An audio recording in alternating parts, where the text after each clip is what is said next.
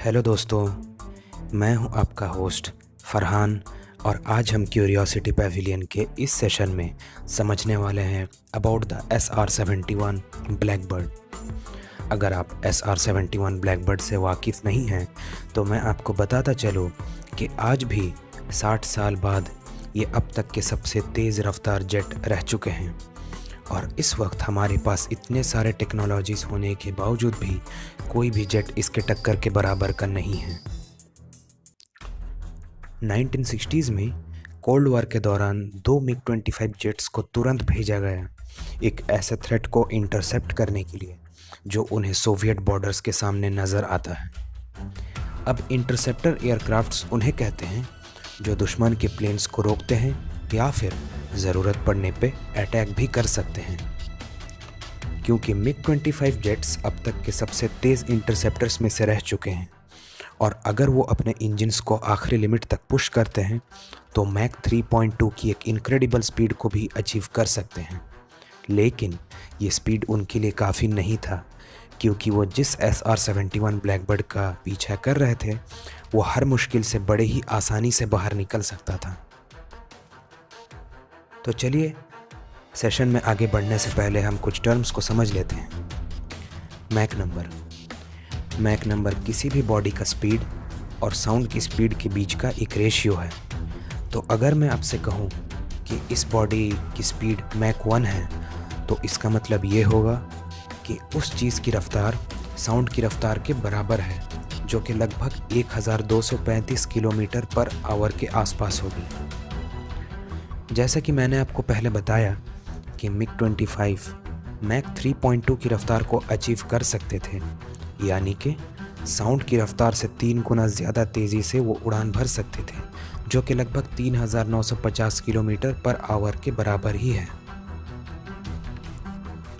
Cold war के दौरान पूरे दुनिया भर में ग्लोबल इन्फ्लुएंस और अपना अख्तियार पाने के लिए USA और सोवियत यूनियन के बीच एक कोल्ड वॉर की शुरुआत हो चुकी थी और ऐसे में दोनों ही जानिब से अनलिमिटेड रिसोर्सेज का इस्तेमाल किया जा रहा था अपने मिलिट्री टेक्नोलॉजीज़ को और भी ज़्यादा मजबूत और ताकतवर बनाने के लिए। और 1950s में सोवियत यूनियन के पास जो फैसिलिटीज़ हुआ करती थी वो बहुत ही ज़्यादा टॉप क्लास सीक्रेट हुआ करती थी। तो ऐसे में सोवियत यूनियन के पास जो radar stations, surface to air missile sites और इंटरसेप्टर एयर बेसिस का एक बड़ा सा नेटवर्क था, उसने अमेरिकन्स को इससे दूर रखा था जब तक कि 1956 में U-2 स्पाई प्लेन्स ने सोवियत यूनियन के ऊपर उड़ान भरना शुरू न किया। अब ये U-2 स्पाई प्लेन्स ना ही फास्ट और ना ही एक स्टेल्थ एयरक्राफ्ट थे। स्टेल्थ एयरक्राफ्ट मैं आपको बताता चलूँ उसे कहते हैं जिसे रेडार पे डिटेक्ट करना मुश्किल होता है, बट इनमें एक खासियत हुआ करती थी और वो ये कि 70,000 फीट के ऊपर वो सोवियत एयर डिफेंस में आसानी से उड़ान भर सकते थे। उस वक्त की US प्रेसिडेंट आइजनहोवर को ये भरोसा था कि Soviet radars U-2 spy plane को इतनी ऊंचाई पर डिटेक्ट नहीं कर सकते, लेकिन अमेरिकन्स को क्या मालूम था कि वो इस बार गलत होंगे। सोवियट्स ने तो U-2 स्पाई प्लेन को उसके शुरुआती दिनों में ही ट्रैक कर लिया था और उन्हें सिर्फ एक ऐसा वक्त का इंतज़ार था जब वो एक U-2 स्पाई प्लेन को शूट करके नीचे गिरा न दे। सिर्फ ऊंचाई पे उड़ना ही काफ़ी नहीं था। अभी तो U-2 स्पाई प्लेन्स अपना सर्वेलेंस मिशंस शुरू करने ही वाला था कि USA वालों ने खुफिया प्लान्स की तैयारी शुरू कर दी थी उसे रिप्लेस करने के लिए, क्योंकि सोवियत एयर स्पेस के ऊपर जीत हासिल करने के लिए उन्हें स्पीड, एल्टीट्यूड और स्टेल्थ टेक्नोलॉजीज़ की एक डेडली कॉम्बिनेशन की ज़रूरत थी। और इसी चीज़ से अमेरिकन्स ने कुछ बहुत ही ख़ास पाइपलाइन कॉन्सेप्ट्स के ऊपर काम करना शुरू किया, जैसे कि एक रैमजेट पावर्ड एयरक्राफ्ट जिसे कि एक सुपरसोनिक B-58 विमान के नीचे से डिप्लॉय किया जाना था। लेकिन 1959 में फाइनली CIA ने लॉकहीड मार्टिन कॉरपोरेशन को सिलेक्ट कर लिया अपने अगले जनरेशन स्पाई प्लेन को डेवलप करने के लिए और इसी दौरान U-2 स्पाई प्लेन्स ने सोवियत यूनियन के ऊपर अपने उड़ान को जारी रखा, लेकिन ज़्यादा वक्त तक नहीं, क्योंकि 1960s में एक Soviet surface to air missile ने फाइनली उस U-2 स्पाई प्लेन को मार गिराया। जो पायलट इस हादसे में पकड़ा गया उसे पूरे सोवियत यूनियन में पैरेड करवाया गया, क्योंकि सोवियट्स ने उस चीज़ को वेस्टर्न एग्रेशन का नाम देते हुए उसे एक दलील के तौर पे इस्तेमाल किया। इस घटना के बाद जैसे ही टेंशन्स बढ़ते गए, यूएसए को एक तुरंत रिप्लेसमेंट की ज़रूरत थी अपने U-2 स्पाई प्लेन के लिए। और उधर लॉकहीड जो डेवलप कर रहा था वो एक ऐसा एयरक्राफ्ट होने वाला था जो आज तक किसी ने नहीं बनाया। तो लॉकहीड ने कुछ वेरिएंट्स बना दिए थे अपने अपकमिंग स्पाई प्लेन्स के लिए जो वो डेवलप कर रहा था। तो चलिए उन वेरिएंट्स को एक बार समझ लेते हैं। इनमें से जो पहला वेरिएंट था उसे A-12 कहा जाता था, जिन्हें CIA के लिए बनाया गया था और इन्हें रिकॉनेसेंस मिशंस के लिए इस्तेमाल किया जाना था। रिकॉनेसेंस आसान शब्दों में कहें तो सर्वेलेंस मिशंस के लिए इस्तेमाल किया जाना था। इनके टोटल 13 क्वांटिटीज़ ही बनाए गए थे।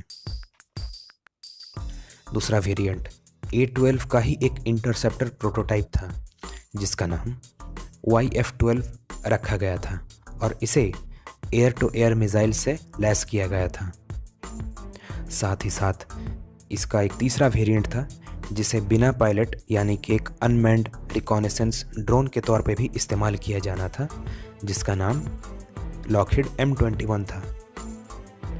और फाइनली बढ़ते हैं मेन वेरिएंट की तरफ, जिसे SR-71 ब्लैकबर्ड कहा जाता था। ये वो वेरिएंट था जिसे एयरफोर्स के लिए डेवलप किया गया था और इसे सदियों तक इस्तेमाल किया जाना था, जबकि इससे पहले सारे वेरिएंट्स जो मैंने आपको बताए वो बहुत जल्द ही रिटायर्ड हो गए। SR-71 ब्लैकबर्ड के टोटल 50 क्वांटिटीज़ ही बनाए गए थे। तो चलिए अब हम SR-71 ब्लैकबर्ड से जुड़े कुछ फैक्ट्स को समझ लेते हैं। ब्लैकबर्ड्स मैक 3.2 या 3.3 जो कि लगभग 4075 किलोमीटर पर आवर के आसपास होती है, उस स्पीड पे और 85,000 फीट की ऊंचाई पे क्रूज कर सकते थे। हालांकि ये उससे भी ज़्यादा तेज़ थे, लेकिन ऑफिशियल रिकॉर्ड्स की मानकर चलें तो मैक 3.3 ही ऑफिशियल रिकॉर्ड मिलता है हमें।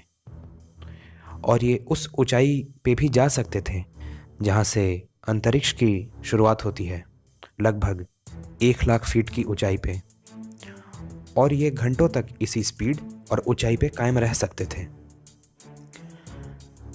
उन ज़मानों में 1960s के दौरान इस खासियत को अचीव करने के लिए लॉकहीड के इंजीनियर्स को हर नई चीज़ को ईजाद करने की ज़रूरत पड़ी, और वो भी एक स्क्रैच से।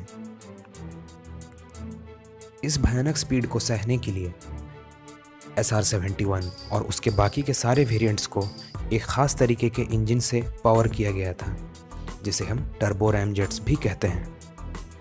अब टर्बो रैम जेट्स क्या है थोड़ा समझ लेते हैं। स्पीड मैक 2 के नीचे ये एक normal after burning jet engines के जैसे ही काम करते हैं, लेकिन मैक 2 से ज़्यादा स्पीड होने पर इनके इंजन के आगे जो एक इनलेट कोन लगा होता है ये एडजस्ट हो जाता था, ताकि एयर इंजन से बाईपास होकर डायरेक्ट आफ्टर बर्नर में पहुंचने लगे। मैक 3.2 की स्पीड पर SR-71 ब्लैकबर्ड का बॉडी 500 डिग्री फ़ारेनहाइट या फिर 250 डिग्री सेल्सियस से भी ज़्यादा गर्म हो जाता था, और इतना हीट काफ़ी होता है किसी भी एयरक्राफ्ट के एल्यूमिनियम को पिघलाने के लिए।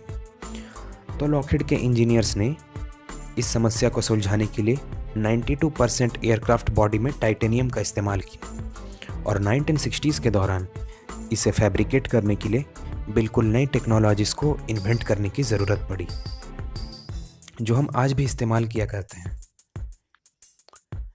SR-71 ब्लैकबर्ड का जो एक अनयूजुअल सा शेप था वो किसी UFO से कम नहीं था, लेकिन इसका यही शेप और ब्लैक पेंट इसे एक स्टेल्थ एयरक्राफ्ट बनाता है, और इसी से ही इसे अपना खूबसूरत सा नाम ब्लैकबर्ड मिला। मैक 2 की स्पीड को बहुत से फाइटर जेट्स के लिए अनइकोनॉमिकल माना जाता है, फ्यूल कंजम्पशन के मामले में, लेकिन SR-71 ब्लैकबर्ड के लिए ये सिर्फ एक वार्म अप स्पीड था। और SR-71 ब्लैकबर्ड तो मैक 3.2 या 3.3 से ऊपर की स्पीड्स में ही फ्यूल एफिशिएंट था।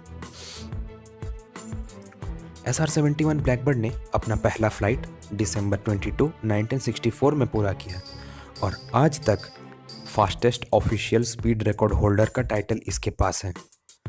और मज़े की बात तो ये है कि मैक 3.3 का एक चौंका देने वाला स्पीड इसने सिर्फ अपने एक इंजन के बदौलत ही बनाया।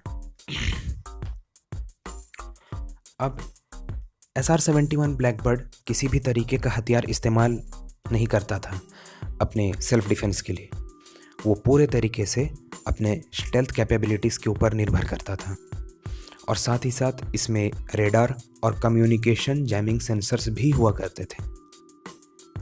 अपने सर्विस के दौरान 1964 से 1998 के बीच SR-71 ब्लैकबर्ड ने टोटल 3,500 से भी ज़्यादा मिशंस को कंप्लीट किए और इन्हीं मिशंस के दौरान 1000 से भी ज़्यादा उस पे surface to air missiles fire किए गए, लेकिन कोई उसे छू भी नहीं सकता था।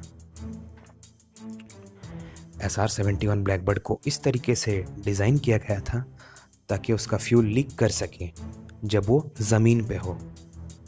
जैसे कि मैंने आपको इससे पहले बताया कि उसका पूरा बॉडी टाइटेनियम का हुआ करता था, तो उसके फ्यूल टैंक्स में गैप्स रखे गए थे ताकि वो जब टेक ऑफ कर जाए और बॉडी गर्म हो जाए तो टाइटेनियम फैलकर उन गैप्स को सील कर देता था।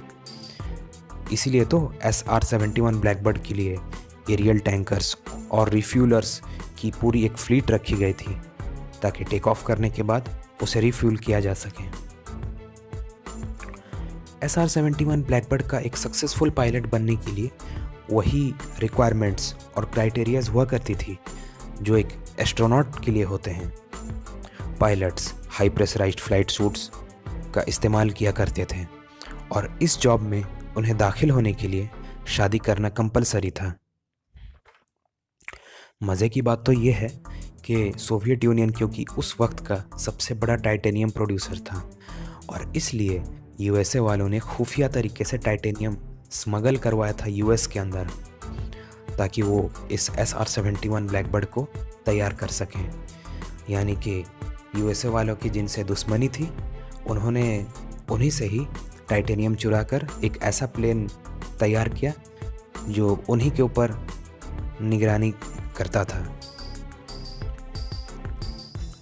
SR-71 ब्लैकबर्ड के जो 2 इंजन्स हुआ करते थे J58 Pratt and Whitney engines, इन्हें स्टार्ट करने के लिए पहले उसे 3,500 से 4,500 RPM के बीच 2 शेवरोले V8 इंजन्स की मदद से घुमाया जाता था और सही RPM पे आने पर एक छोटा शॉट ट्राई इथाइल बोरेन जो कि एक स्टार्टर फ्लूइड है इंजन्स में दिया जाता था जो कि उन्हें स्टार्ट कर देता था।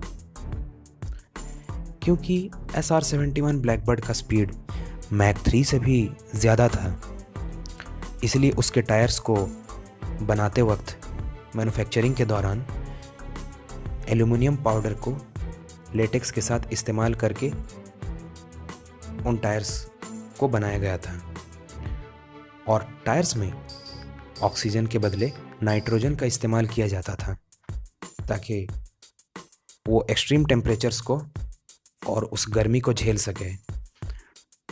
इनके टायर्स में 415 PSI की प्रेशर होती थी जबकि एक नॉर्मल से कार में 32 से 35 PSI की प्रेशर ही होती है। एक टायर का कॉस्ट लगभग 3200 से 2500 US के आसपास होती थी और ये एक टायर सिर्फ 20 लैंडिंग्स तक ही झेल सकते थे। SR-71 ब्लैकबर्ड्स हमेशा सोवियत यूनियन के बॉर्डर्स में ही उड़ान भरता था और अपने ताकतवर साइड लुकिंग रेडार्स और कैमरास की मदद से हज़ारों मील सोवियत टेरिटोरी की निगरानी करता था और इसी बात ने तो सोवियट्स वालों को परेशान कर रखा था क्योंकि वो चाहकर भी कुछ नहीं कर सकते थे। और इसी तरह 1976 में विक्टर बेलेंको नाम का एक पायलट अपने मिग-25 से एक SR-71 ब्लैकबर्ड को चेज़ किया लेकिन नाकामयाब रहा और बाद में उसने ये कहा कि एक SR-71 ब्लैकबर्ड को चेस करना कितना मुश्किल और चुनौती भरा काम है। MiG-25 जेट्स मैक 3 की स्पीड को अचीव तो कर सकते थे, लेकिन कुछ ही मिनटों के लिए। वहीं ब्लैकबर्ड घंटों तक मैक 3.3 की स्पीड पे क्रूज कर सकता था। MiG-25 उस हाइट पे उड़ान भर ही नहीं सकते थे जिस ऊंचाई पे ब्लैकबर्ड उड़ान भरता था। और वैसे भी MiG-25 में जो R-40 मिसाइल्स थे, वो उनमें इतनी क्षमता नहीं थी कि वो SR-71 ब्लैकबर्ड को स्ट्राइक कर सकें। तो चलिए अब हम ये समझने की कोशिश करते हैं कि SR-71 ब्लैकबर्ड्स की रिटायरमेंट का कारण क्या है। देखिए, बहुत सालों तक ब्लैकबर्ड्स को कोई छू भी ना सका, इनके टक्कर का कोई था ही नहीं। लेकिन 1980s के दौरान MiG-31 आसमानों पर राज कर रहा था, जो कि सोफिस्टिकेटेड रेडार्स और लॉन्ग रेंज R-33 मिसाइल से लैस था। और नए जेनरेशन के Soviet surface to air missiles भी उस वक्त आ चुके थे। लेकिन मैं आपको बताता चलूँ कि ब्लैकबर्ड का दुश्मन कोई जेट या मिसाइल नहीं था, बल्कि ब्लैकबर्ड का दुश्मन खुद ब्लैकबर्ड ही था। मतलब कि कोई भी ब्लैकबर्ड को किसी भी मिशन में खोया या गिराया नहीं गया, लेकिन 50 ब्लैकबर्ड्स में से 1/3 ब्लैकबर्ड्स एक्सीडेंट्स का शिकार हो गए। और एक SR-71 ब्लैकबर्ड को ऑपरेट करने के लिए एक साल में अमेरिकन डिफेंस बजट से लगभग $300 मिलियन, जो कि इंडियन करेंसी में 21 अरब 30 करोड़ लगभग उतने की करेंसी बनाती हैं, इनका इतना महंगा बजट हुआ करता था। और जैसे ही स्पाई सैटेलाइट्स और एरियल ड्रोन्स एडवांस होते चले गए, SR-71 ब्लैकबर्ड की अब और ज़रूरत नहीं थी। साथ ही साथ 1980s में USA में पॉलिटिक्स और डिफेंस बजट को लेकर एक कोल्ड वॉर की शुरुआत, उनके खुद के अंदर एक कोल्ड वॉर की शुरुआत हो चुकी थी। वो भी एक रिटायरमेंट का कारण बना। SR-71 ब्लैकबर्ड को फाइनली 1998 में रिटायर कर दिया गया और 2 SR-71 ब्लैकबर्ड्स नासा ने ले लिया अपने टेस्टिंग के लिए, अपने टेस्टिंग पर्पसेस के लिए उसने ले लिया। बस यही कुछ चंद चीज़ें थी जो मैं आपसे शेयर करना चाहता था। अब तो SR-71 ब्लैकबर्ड और A-12 की टेक्नोलॉजी को लगभग 50 साल से भी ज़्यादा हो चुके हैं, लेकिन आज भी ये प्लेन्स हमें एविएशन के फ्यूचर के बारे बहुत कुछ बताते हैं। तो कैसा लगा आपको आज का ये सेशन, हमें कमेंट्स में ज़रूर बताएं। अगर वीडियो पसंद आया हो तो लाइक करें, शेयर करें और चैनल को सब्सक्राइब भी कर लें, और रेगुलर अपडेट्स के लिए बेल आइकन को भी प्रेस कर दें। Thank you.